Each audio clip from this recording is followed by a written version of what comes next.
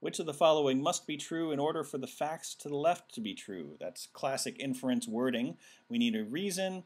We need something that must be true if what's over here is true. So what's over here says that there's a tax on cigarettes to discourage smoking in Wississauga, and Maureen, it's cheaper for Maureen to obtain her cigarettes in Minconsin than in Wississauga.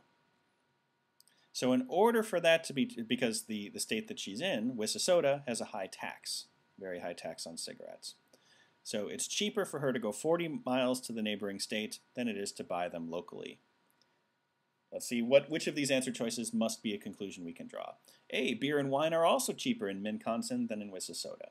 Not necessarily the case. We know nothing about beer and wine. We cannot draw that conclusion.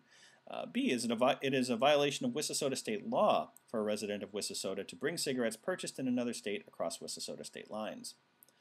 Also, not necessarily true.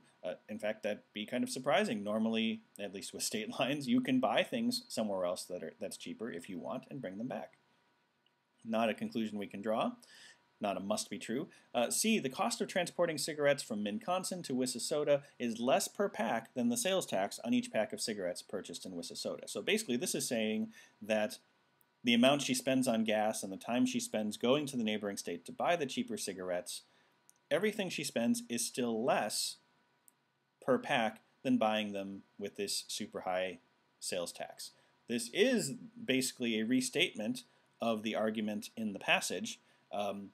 It explains explicitly why it is cheaper for Maureen to obtain her cigarettes in Minconsin than in Wississauga. So there we have it, choice C.